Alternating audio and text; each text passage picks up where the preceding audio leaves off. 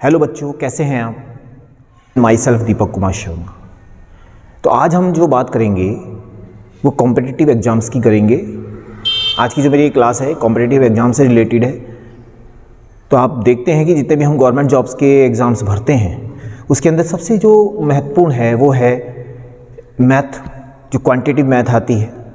Normal math हमने पढ़ रखी है, क्वांटिटिव मैथ है जिसके अंदर हम आसान तरीक़ों से उसमें क्वेश्चंस को सॉल्व करने के तरीके निकालते हैं। और दूसरा रीजनिंग, ये सभी एग्ज़ाम्स में कॉमन सब्जेक्ट है रीजनिंग, तो रीजनिंग के क्वेश्चन ज़रूर आते हैं। इसके साथ साथ जीके, जीएस। जीके भी एक सामान्य ज्ञान के लिए सभी का होना बहुत ज़रूरी है, तो सामान्य ज्ञान का होना भी आवश्यक है। और साथ ही जीएस, सामान्य विज्ञान, ये भी जीके का ही पार्ट है, तो ये ज़रूर आते हैं। साथ ही कुछ लैंग्वेज भी हैं जैसे हिंदी एंड इंग्लिश लैंग्वेज, तो उसको हम लास्ट में लेंगे।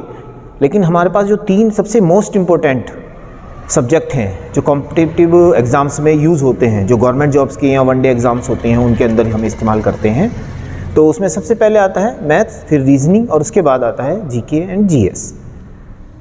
तो अभी ये जो मैं क्लासेस स्टार्ट कर रहा हूँ ये अभी मैं इन 3 सब्जेक्ट पर ही फोकस करूँगा, जिसमें हम क्वांटिटिव मैथ के अंतर्गत जो हम लोगों ने अपने सब्जेक्ट क्लासेस में एकेडमिक में पढ़ा है तो वहाँ तो हमने उसको डीप पढ़ा है, क्योंकि एकेडमिक और कॉम्पिटिटिव क्लासेस में जो अंतर हैं उनको मैं आपको बता दूँ।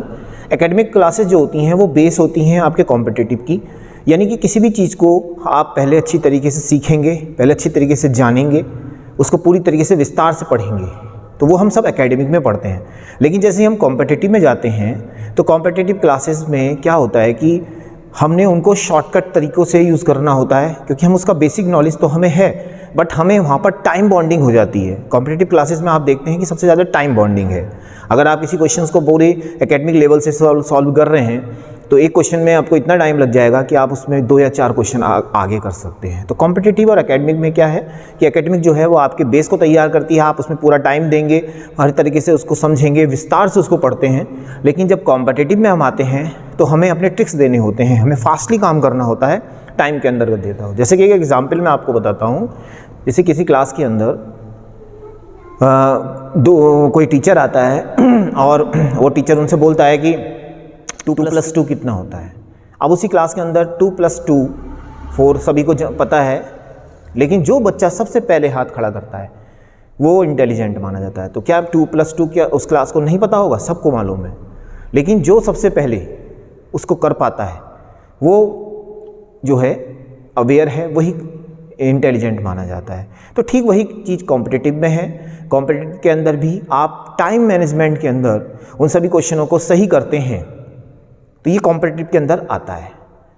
तो यही सब चीज़ें इस कॉम्पिटिटिव क्लासेस में सिखाई जाएंगी, जिसके अंदर आपके शॉर्टकट मेथड्स बताए जाएंगे। जो भी चीज़ें आपने पढ़ी हैं उनको शॉर्टकट मेथड से आप कितनी जल्दी से जल्दी उनको कर पाते हैं, तो टाइम मैनेजमेंट के अंदर उसको हम कर पाएँ, तभी हमें कॉम्पिटिटिव एग्ज़ाम्स देने में फ़ायदा रहता है। वरना कई क्वेश्चन हमारे छूट जाते हैं, कई क्वेश्चन हमें कंफ्यूज कर देते हैं।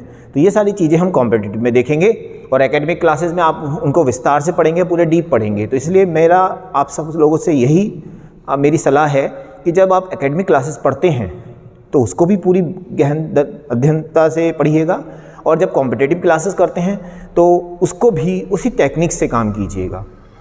अक्सर बच्चे कॉम्पिटिटिव एकेडमिक को मिक्स कर देते हैं।